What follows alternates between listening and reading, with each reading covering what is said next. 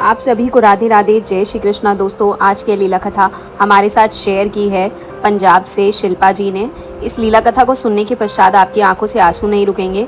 इस लीला कथा को सुनने के पश्चात आपको भी विश्वास हो जाएगा, जब ये दुनिया हमें ठुकरा देती है ना, पूरी दुनिया में हमारा कोई साथ नहीं देता, हर कोई हमसे मुंह मोड़ लेता है, उस समय सिर्फ और सिर्फ हमारे ठाकुर जी, हमारे बाल गोपाल जो हैं वो अपने भक्तों का साथ नहीं छोड़ते। इस लीला कथा को सुनने के पश्चात आपके रोंगटे खड़े हो जाएंगे। साथ ही साथ लड्डू गोपाल के प्रति आपका विश्वास और भी अटूट हो जाएगा। जो लोग ठाकुर जी के ऊपर विश्वास नहीं करते, उनके चमत्कार के ऊपर विश्वास नहीं करते, उन सब की आंखें भी खुल जाएंगी। दोस्तों, इस लीला कथा को अंत तक अवश्य ही सुनना।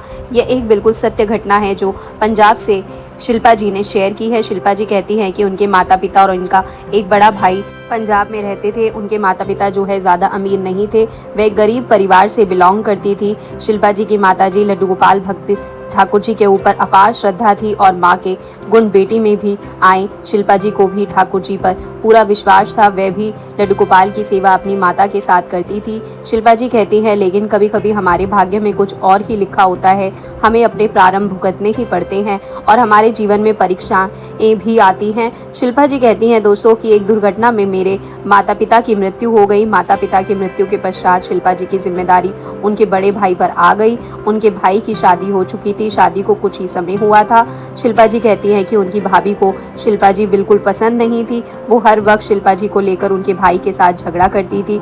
अब आए दिन घर में कलेश होता था। शिल्पा जी कहती हैं कि रोज रोज की लड़ाई झगड़ों से परेशान होकर उनके भाई ने उनकी शादी तय कर दी और एक ऐसे परिवार में उनकी शादी कर दी जो पैसे के काफ़ी लालची थे। शिल्पा जी कहती हैं कि उनकी शादी के पश्चात उनकी भाभी ठाकुर जी को घर में रखना नहीं चाहती थी, उनकी सेवा करना नहीं चाहती थी। इसीलिए शिल्पा जी ठाकुर जी को अपने साथ अपने ससुराल लेकर आई और अपने ससुराल में जाकर लड्डू गोपाल की सेवा करने लगी। माता पिता न होने के कारण भाई से ने ज़्यादा दान दहेज नहीं दिया था। इस पर शिल्पा जी को रोज ससुराल में ताने सुनने को मिलते थे। बात बात पर उन्हें बोला जाता था कि कुछ धन संपत्ति तो लेकर आई नहीं, साथ में एक मूर्ति उठाकर लाई हो। हर बार उन्हें और उनके लड्डू गोपाल को बुरा भला कहा जाता था। शिल्पा जी कहती हैं कि वह अपने बारे में तो सब कुछ सुन लेती। जब उनके ठाकुर जी कोई उनके बाल गोपाल को कोई बुरा भला बोलता था तो उनसे सहन नहीं होता था, लेकिन मजबूरी के कारण उन्हें चुप रहना पड़ता था और लड्डू गोपाल के सामने बैठकर वह आंसू बहाती थी। कुछ समय बीत जाने के पश्चात भी शिल्पा जी को संतान का सुख प्राप्त नहीं हुआ। उनके ससुराल वाले और भी बुरा व्यवहार उनके साथ करने लगे। शिल्पा जी ने कई बार अपने भाई को इस बारे में बताया, लेकिन उनका भाई भी शिल्पा जी को अपने साथ अपने घर ले जाने को तैयार नहीं था और वजह थी उनकी पत्नी। शिल्पा जी कहती हैं कि वह अब सब कुछ सहन कर रही थी, लेकिन कुछ समय के पश्चात उनके पति का व्यवहार भी उनके प्रति बिल्कुल बदल गया। वह भी उनके साथ अच्छे से व्यवहार नहीं करते थे। उनके ससुराल वाले इसी कोशिश में लगे रहे थे कि वे किसी तरह से शिल्पा जी से अपना पीछा छुड़वा ले और अपने बेटे की दूसरी शादी कर दे।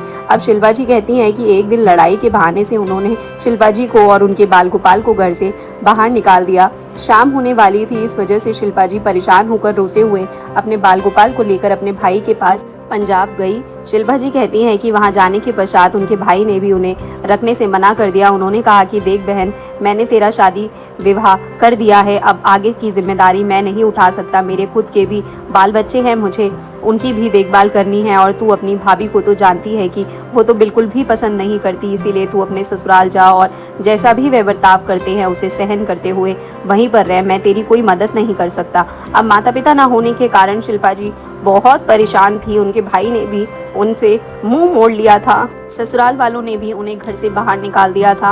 अपने ठाकुर जी को गोदी में लेते हुए शिल्पा जी रोते हुए उल्टे पांव पंजाब से लौट गई। अब उन्हें समझ नहीं आ रहा था कि वे कहाँ जाए, कैसे जाएं और क्या करे। सारी दुनिया ने उनसे मुंह मोड़ लिया था। नाती रिश्तेदार कोई भी शिल्पा जी की मदद करने वाला नहीं था। शिल्पा जी हताश होकर परेशान होकर ठाकुर जी की ओर देखने लगी और वे कहती हैं कि ठाकुर जी की ओर देखते ही उनके मन में यह भाव आया, संसार में बस एक ही स्थान है जहाँ पर वो जा सकती हैं।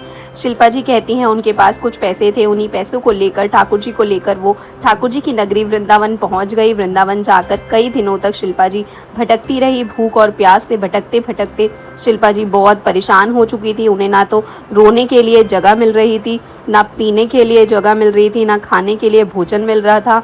शिल्पा जी कहती है कि वह एक जगह बहुत सारे पेड़ थे, उन्हीं पेड़ के नीचे अपने ठाकुर जी को लेकर रहने लगी और आने जाने वालों से कुछ खाने के लिए मांगती रही। किसी दिन उन्हें खाने को मिल जाता था और किसी दिन पूरा दिन ऐसे ही निकल जाता था। शिल्पा जी कहती है कि दोस्तों उनकी हालत बद से बदतर हो रही थी। शिल्पा जी कहती है कि वे ठाकुर जी से प्रार्थना करते हुए उनसे कहते हैं कि हे ठाकुर, या तो मेरे जीवन में कष्टों का अंत कर दो या फिर मुझे मृत्यु दे दो, अब और सहन नहीं होता है। बाल गोपाल है, लड्डू गोपाल, माता पिता नहीं है, भाई ने मुंह तोड़ लिया, पति ने हाथ छोड़ दिया, अब मेरा इस दुनिया में तेरे सिवा कोई नहीं है।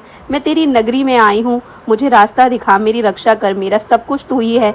इस तरह से कहते हुए शिल्पा जी रोने लगी। वो निराश हो गई। निराश होने के कारण और कई दिन से भूखा होने के कारण उनकी हालत खराब हो रही थी। अब शिल्पा जी कहती हैं कि जीवन में एक ऐसा समय आता है जब हम अपने कष्ट को सहन नहीं कर पाते और हमें लगता है कि हम अपने जीवन को ही समाप्त कर दें, क्योंकि अब हमारे जीवन का कोई उद्देश्य नहीं है, हमारे साथ कोई रहने वाला नहीं है, कोई दुनिया में हमसे प्रेम नहीं करता। तरह तरह की बातें मन में आती है।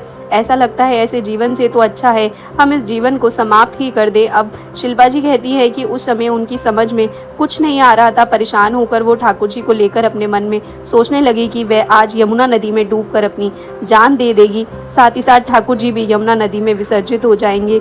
उनकी सेवा का उत्तरदायित्व भी किसी को देने की ज़रूरत नहीं है, क्योंकि उनकी मृत्यु के साथ साथ ठाकुर जी का भी विसर्जन हो जाएगा। यही सोचकर शिल्पा जी जो है वह यमुना नदी की ओर चल पड़ी। दोस्तों वे कहती है कि यमुना नदी में जाने के पश्चात उन्होंने बिना ध्यान किए वे गहराई की तरफ जाती रही। उन्हें ऐसा लगा कि वह अब डूबने वाली है। उन्होंने ठाकुर जी को अपनी साड़ी के पल्लू में बांध लिया और अचानक से डुबकी लगा दी। उन्होंने पूरा निर्णय कर लिया था कि अब वो यमुना नदी में अपने प्राण त्याग देगी। वे कहती हैं कि अचानक से दो हाथों में मुझे पकड़ लिया और मुझे पानी से बाहर खींच लिया। मैं घबरा गई। जब मेरी आंखें खुली और मुझे कुछ थोड़ा सा होश आया तो मैंने देखा मेरे सामने एक बाबा थे। रात का समय था और अचानक से बाबा ने मुझे यमुना नदी में डूबने से बचाया। जब मैंने उन बाबा को देखा तो उनसे पूछा कि आपने मुझे क्यों बचाया और आपको कैसे पता चला कि मैं अपने प्राण त्यागना चाहती हूँ। तो वे बाबा बिना कुछ कहे मुस्कुराए और बोले राधे राधे। उन्होंने मुझे समझाया कि बेटी, जीवन से निराश होकर कभी भी प्राण त्यागने नहीं चाहिए। मुश्किलों का हमें डटकर सामना करना चाहिए, हौसला रखना चाहिए। लड्डू गोपाल की ओर इशारा करते हुए उन्होंने कहा कि जब तेरे साथ सृष्टि के पालनहार है, सृष्टि के रचयिता है, फिर तुझे घबराने की क्या आवश्यकता है। और यह क्या मूर्खता है कि जीवन में कष्ट आते हैं, परीक्षाएं आती है, इसका मतलब यह नहीं होता कि तुम्हारे जीवन का कोई उद्देश्य नहीं है। इस जीवन को समाप्त करने का अधिकार ठाकुर जी ने किसी को नहीं दिया।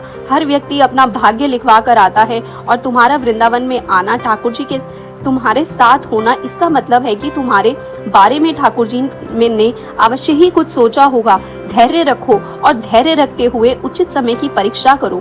शिल्पा जी कहती है कि बाबा का कहा हुआ एक एक शब्द मेरे दिल में लग रहा था। मैं फूट फूट कर रोने लगी और अपनी सारी जो दुख था, जो भी मेरे मन में कष्ट था, वो सब बाबा को कह दिया। और उन्हें कहने के पश्चात मुझे ऐसा लगा मानो कोई अपना मेरे पास आया है, मेरा दुख बांटने आया है, मुझसे मेरा हालचाल जानने आया है। उन बाबा ने मुझे एक मंत्र दिया, मेरे सर पर हाथ रखा और कहा कि उचित समय की परीक्षा करो। ठाकुर जी ने तुम्हारे बारे में अच्छा ही सोचा होगा, लेकिन कभी भी जीवन में ऐसी भूल मत करना कि अपने प्राण त्याग दो। तुम्हारे साथ ठाकुर जी हैं, उन पर अटूट विश्वास रखो। अगर तुम उन पर अटूट विश्वास रखोगे तो वे हर पल तुम्हारी रक्षा करेंगे। अब शिल्पा जी कहती हैं कि बाबा की बातों ने मुझे हौसला दिया, मेरा आत्मविश्वास को जगाया, मेरी भक्ति को और भी अटूट कर दिया। मैंने अपने ठाकुर जी को अपने कलेजे से लगाया और उनसे माफ़ी मांगी कि मैं आज अपने साथ आपको भी विसर्जित कर रही थी, आपको भी मैं मुसीबत में टाल रही थी। मेरे लड्डू गोपाल, मेरे ठाकुर जी, मुझे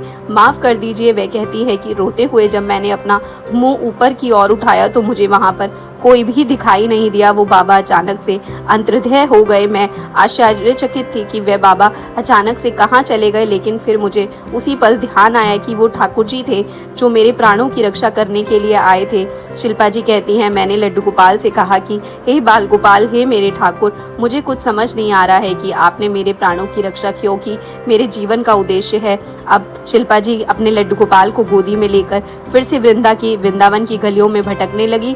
शिल्पा जी कहती हैं कि एक दिन वह इसी तरह से भूख और प्यास से तड़पते हुए ठाकुर जी को अपनी गोदी में लेकर, जबकि ठाकुर जी भी भूखे थे और उन्हें भी सुबह से कुछ नहीं खिलाया था, वृंदावन के परिक्रमा मार्ग में गिर गई। वह पेड़ों में झाड़ियों की ओर गिरी हुई थी और जब उनकी आंखें खुली तो वे कहती है उनके पास में बहुत सारे खाने के सामान रखे थे, उनके पास फ्रूट थे, उनके पास लड्डू रखे थे, उनके पास पीने के लिए जल भी रखा था। एकदम से खाने पीने की वस्तुएं को देखकर वे कहती है उन्होंने सबसे पहले ठाकुर जी को भोग लगाया, स्वयं भी प्रसाद ग्रहण किया और ठाकुर जी को भी प्रसाद ग्रहण कराया। उन्हें अटूट विश्वास हो चुका था कि उनके बाल गोपाल अब उनके साथ है, अब वे उन्हें कोई भी परेशानी नहीं होने देंगे। जिस तरह से उन्होंने खाने की व्यवस्था की, उनके प्राणों की रक्षा की, अवश्य ही उनके बारे में ठाकुर जी ने कुछ अच्छा सोचा होगा। शिल्पा जी कहती हैं अब हर रोज़ ठाकुर जी की कृपा से उनके खाने का प्रबंध हो रहा था। आने जाने वाले लोग उन्हें खाने के लिए कुछ न कुछ अवश्य देते थे, इसे वे ठाकुर जी का भोग लगाकर स्वयं भी प्रसाद को ग्रहण करती थी। शिल्पा जी कहती हैं कि इसी तरह से 2 महीने बीत गए। शिल्पा जी को यह समझ नहीं आ रहा था कि आखिर ठाकुर जी ने उनके प्राण क्यों बचाए, उन्हें जिंदा क्यों रखा है, उनके जीवन का क्या उद्देश्य है। शिल्पा जी अब फिर से निराश होने लगी, उनकी आंखों से आंसू आने लगे।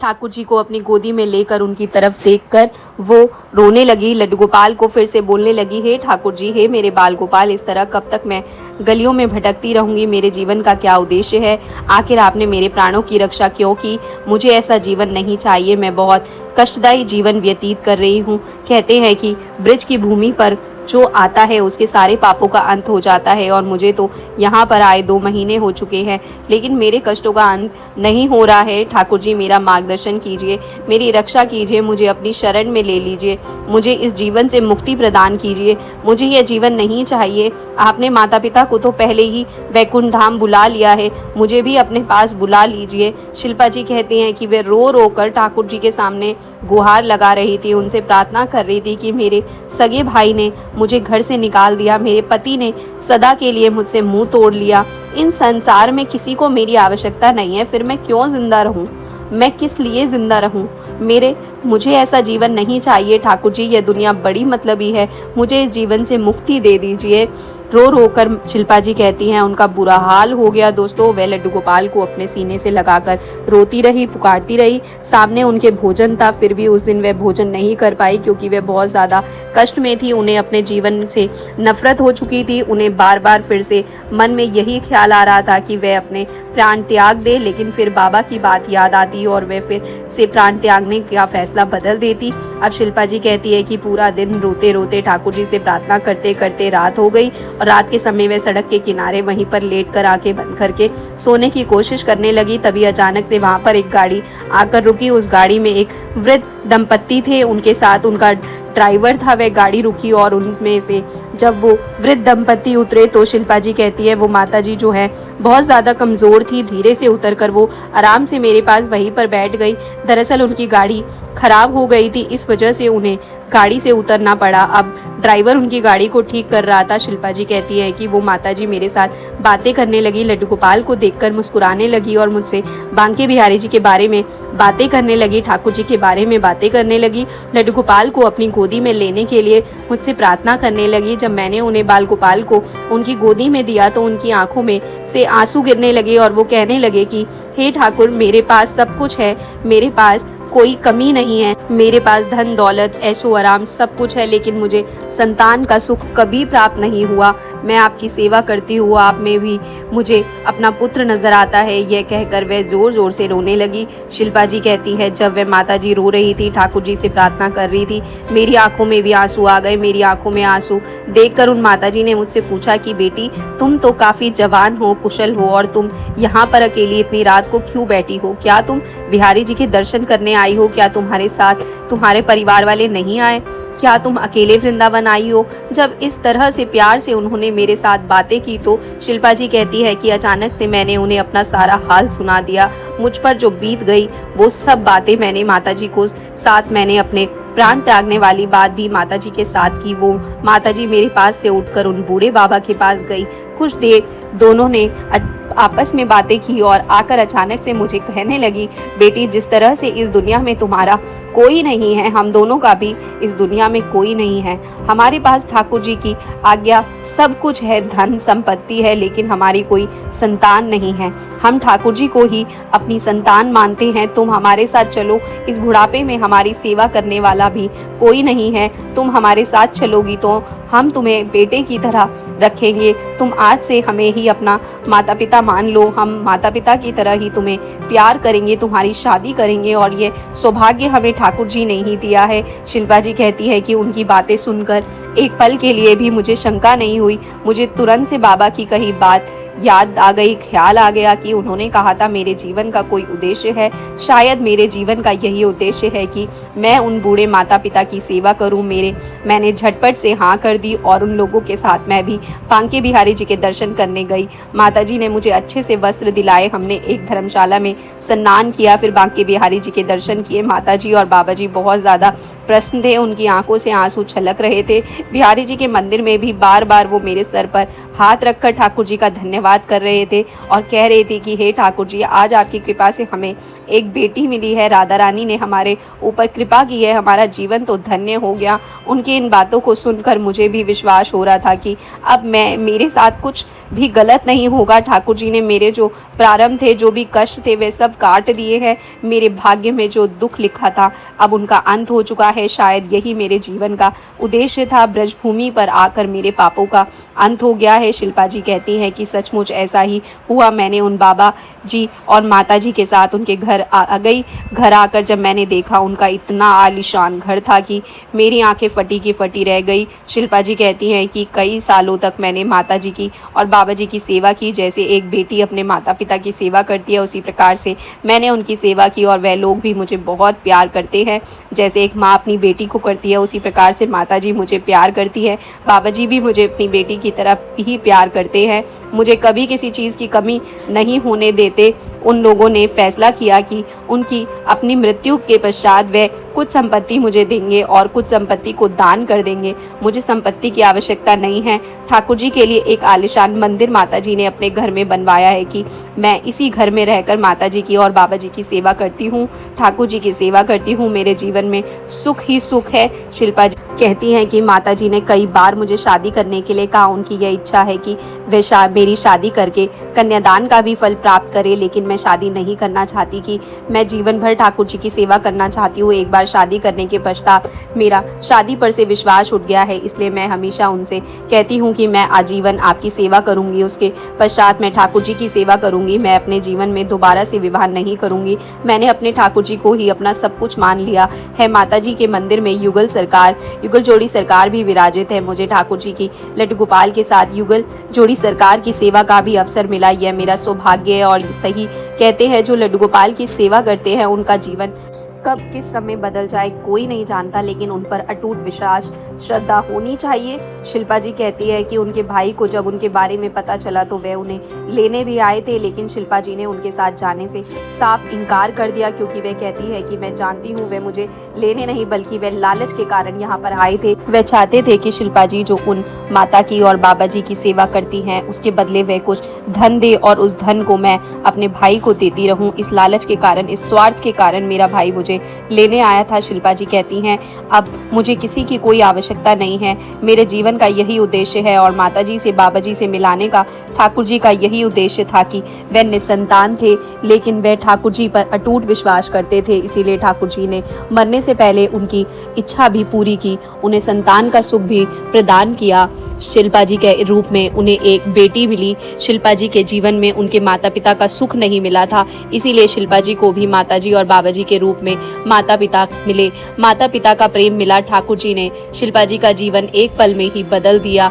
दोस्तों, यह एक बिल्कुल सत्य घटना है जिसे सुनने के पश्चात आपको भी यकीन हो जाएगा कि हमारे ठाकुर जी एक पल में जीवन को बदल देते हैं। तो दोस्तों, शिल्पा जी के जीवन की ये लीला कथा सुनकर आपका भी विश्वास अटूट हो गया होगा। जिस तरह से ठाकुर जी ने शिल्पा जी का जीवन बदला, उसी तरह से अपने हर भक्त का साथ ठाकुर जी दे, उनकी रक्षा करे और उनका मार्गदर्शन करे। इस वीडियो को ज्यादा से ज्यादा शेयर करना ताकि सभी लड्डू गोपाल भक्तों तक वीडियो पहुंचे। अगर आपको वीडियो पसंद आया हो तो कमेंट सेक्शन में मुझे बताइएगा, वीडियो को लाइक कर दीजिएगा। अगर आप इस चैनल पर पहली बार वीडियो देख रहे हैं तो प्लीज चैनल को सब्सक्राइब कर दीजिएगा। अपने विचार बताइएगा। अगर आपकी भी लीला कथा है, कुछ आपके साथ घटित हुई हो तो मुझे कमेंट सेक्शन में बताइएगा लीला कथा। दोस्तों, कल मैं आप सभी के लिए एक और लीला कथा अपने लड्डू गोपाल भक्तों के लिए लेकर आऊंगी। अभी फिलहाल आप सभी को मेरी तरफ से राधे राधे, जय श्री कृष्णा, बांके बिहारी लाल की जय। दोस्तों।